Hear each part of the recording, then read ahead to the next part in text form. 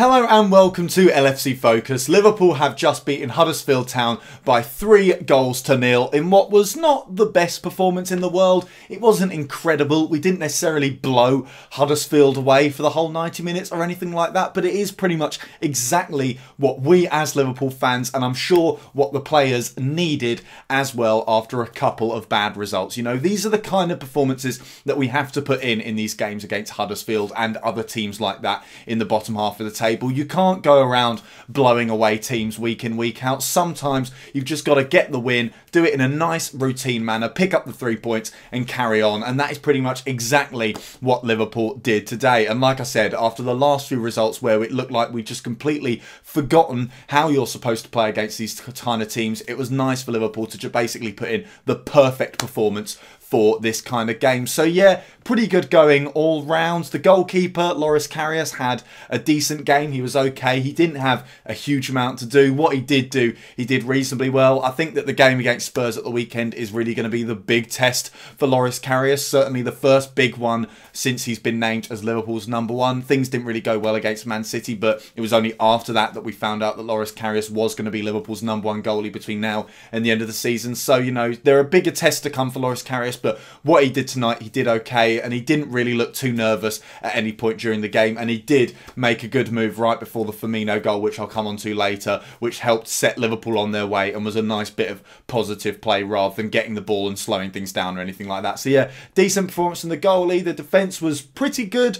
I think, you know, it's easy to downplay it because Huddersfield didn't threaten that much and they never really looked like they were going to threaten, but some of that I think was down to some pretty good defensive organisation from Liverpool. I think Joe Gomez played well in that Robertson was obviously getting forward quite a lot to kind of compensate for the fact that Huddersfield were sitting back quite deep, and that meant that Sadio Mane was doing a lot of cutting inside. So with Robertson going forward a lot, Joe Gomez slotted in quite nicely to help make a back three, so that was nice. Very well organised from the defence, so much better than we saw over the last two games, and that was quite pivotal to preventing Huddersfield from ever really having too much of a sniff in the game. So yeah, that was nice. They rode out the storm when Huddersfield had a spell of possession as well, so thumbs up from me for all the defenders in that game.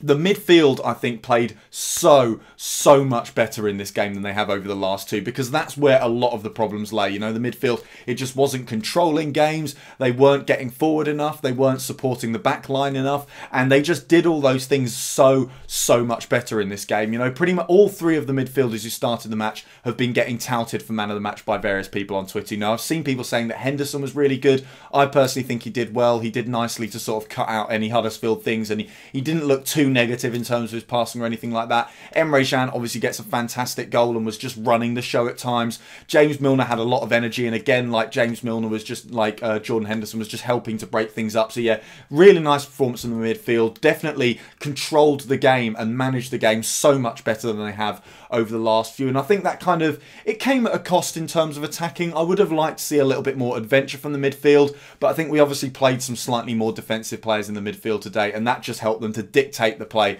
slow things down and play things at our tempo a lot of the time, and that definitely helped Liverpool to get the win. And then the attack was just okay, it was fine. You know, we had a couple of moments brilliance, which at the end of the day was enough to win the game. I would have liked a little bit more, especially from Sadio Mane. He had quite a few chances. He had one header in the second half that went really close, and it would have been nice to see that go in. I think Sadio Mane he's still going through a little bit of a rough patch. He's not necessarily out of form. He's just a little bit less consistent at the moment than he was earlier on in the season and last season as well. So it'd be nice for him to pick himself up out of that. There's just quite a few moments where he's in on goal and his touch leaves the ball behind, and it's just disappointing because you know that it could have led to a goal scoring chance or anything like that. But yeah, an okay performance from the attack, but like I said, that kind of summarised how Liverpool performed in general. It was okay, a few moments of brilliance, and at the end of the day they got the job done. And I mean, going through the goals individually, the first one from Emre Can is of course an absolute scorcher. Yeah, it takes a little bit of a deflection, which obviously fools the goalkeeper a bit, because I think it changes the speed of the strike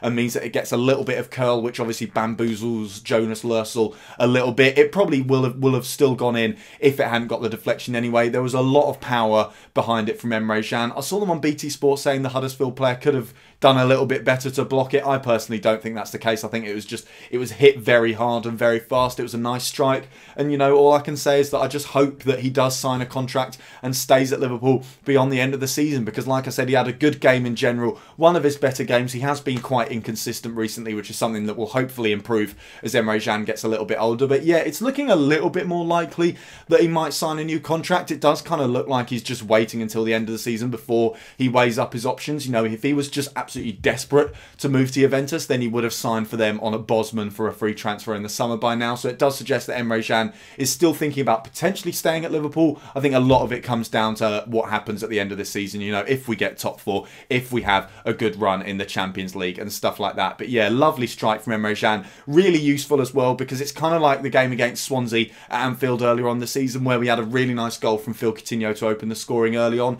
It just calms the nerves, and before that we were struggling a little bit to create chances. We didn't get in the box too much. We didn't really create any shots on goal or anything like that. So it was nice to just have that goal out of the blue, really, to calm the nerves and take the pressure off Liverpool a bit after what has been a very high pressure week with the last two results, I think it's safe to say. And then the second goal is just vintage Bobby Firmino. It's just what he does at the moment. It was such a nice strike, made even better by the clever little no-look as well. I mean, it was even good from Bobby Firmino to get in that position in the first place. The way he just glides away from the Huddersfield defence and puts himself through on goal, no questions asked, was very, very good. And then the no-look fools the defenders, fools the goalkeeper, fools absolutely everyone, and then he slides it in, going in off the near post as well. And it's just the kind of thing we've come to expect. He just seems to have added so much quality to his game, especially in terms of finishing. You know, he always had that gegenpressing ability. He was always really good at winning the ball back and everything like that. But if there was one criticism of Roberto Firmino, it's that he didn't quite have the skill